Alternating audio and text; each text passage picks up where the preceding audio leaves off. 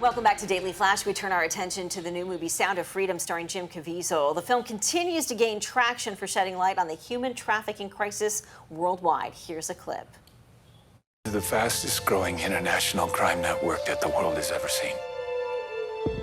It has already passed the illegal arms trade, and soon it's going to pass the drug trade. Because you can sell a bag of cocaine one time with a child 5 to 10 times a day. God's children are not for sale. How long you been doing this? 12 years now. How many pedophiles you got? 288. How many kids you found? Sound of Freedom. It's based on the true story of federal agent Tim Ballard as he embarks on a dangerous mission deep into the Colombian jungle to rescue missing children, all sold into the world of human trafficking.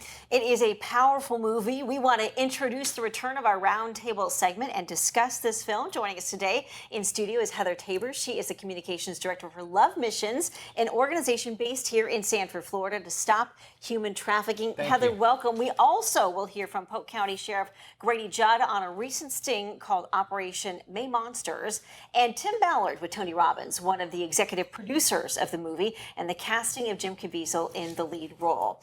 Heather, I want to start with you, your reaction to the movie. First of all, I thought it was wonderfully done. It's so nice to see a movie that wasn't made by one of the big studios doing so well, and to see people coming out to support such a worthy cause. The end credits include some very powerful statistics, and we want to show them to you. Yeah, you got to watch this if you're not looking at your screen. Here they are. Human trafficking is a $150 billion a year business. The U.S. is one of the top destinations for human trafficking and is among the largest consumers of child sex. And there are more humans trapped in slavery today than any other time in history, including when slavery was legal. Millions of these slaves are children. And there's a line in the movie about why there isn't more conversation about this. And one of the characters says, because it's not polite conversation. It's a tough movie to watch. I would imagine so, and especially when anything to deal with children. You see this, and you have to work with this. And I imagine the job has just got to be something you just have to really be concentrated on.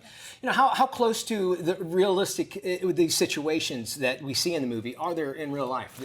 They're completely realistic, but it doesn't end there. One thing that the movie shows is how human trafficking happens in other countries and how it happens through kidnapping. But here in the United States, it really happens even more often in plain sight. It happens 40% of the time by a family member.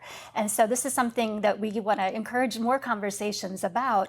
While the movie was amazing and we loved the message, we want people to realize that it looks a little different here in the United States. Definitely, and when you look at those statistics, for sure, you mentioned the difficulty in having to deal with these kinds of storylines. Polk County Sheriff Grady Judd recently announced the arrest of 8 suspects in Central Florida for more than 1,200 counts of child pornography, and he talks about what his detectives had to watch in connection with their arrest. Take a listen.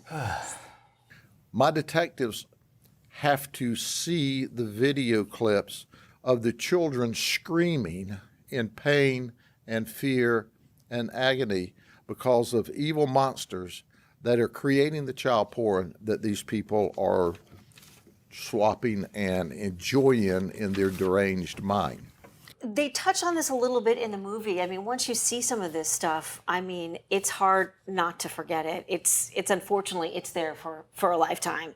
Absolutely. My best friend Tina is the founder of Love Missions, and she's a survivor of childhood sex trafficking. She was trafficked by her own mother when she was 4 years old, and it's because of her story that I got involved, and it definitely sticks with you. It's not something you can ever fully recover from, but because of organizations like Love Missions and so many others, we're here to just help women get back on their feet, children as well, and to find hope and healing after such a terrible, torturous event. It seems like, we teach our kids, we tell them all the time, don't talk to strangers, don't do this, and then obviously we talk about family members or probably some of the bigger causes. Why do you think it's so hard for us to get for anybody that is involved in sex trafficking right now? Heck, I go to rest areas, they have stickers on the window that says, hey, call this number right now if you have any issues. Why do you think that we're not seeing bigger results? It seems like that we should, because there's been such a big push for this. I think it's just because the demand is so high. Oh, really? The demand is very Wow. high.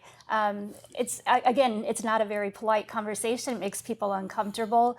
But it starts with pornography as an addiction. It moves up into wanting to be physical with someone, and then it moves up into the demand of human trafficking to try to take ownership of another person. And it happens everywhere, right? Yeah, we've got another clip from Grady Judd. One of the 8 arrested in Operation Maze Monsters was a worker from a popular Central Florida theme park, Disney World. Take a listen. And then there's Paul Val. He's 40 from Davenport. He's married. He works at Disney World at Cosmic Ray's restaurant. In fact, he just recently moved to Polk County from Indiana, and he moved here specifically to work at Disney World. Why do people like Paul Val work at Disney? Because that's where the children are. He had 540 counts of child pornography, from newborns to 8 years of age. How much of the theme parks are a big focus of what you guys do here in Central Florida? We've actually noticed that so many times these events occur at theme parks. We've had a woman go through our training, and the very next week she was at one of our theme parks, and she noticed a man with 5 girls that seemed very uncomfortable. She ended up calling the hotline number, and it was a case of human trafficking. Wow. So go with your gut. It sounds like that's the best thing Absolutely. to do here. You're doing a fantastic thing here. Folks want to find out more about this information. Where can they go? What should they do? You can go to lovemissions.net, or you can follow us on social media. But also, I just really encourage people to go see this film, get involved in local community groups like ours. It's important. It's a tough one to see. Box office numbers have been phenomenal. $14 million budget. It's already made $85 million at the box office with very little marketing. And speaking of marketing, they're doing some little different where you could pay it forward as Yes. well, right? At the end of the movie, Jim Caviezel comes up with a special message and a QR code to buy tickets. All right. And of course, we'll have links about this and so much more. Thank you, Heather, Heather, for joining thank you us. so much. Thank you. We'll have more Flash coming up right after this.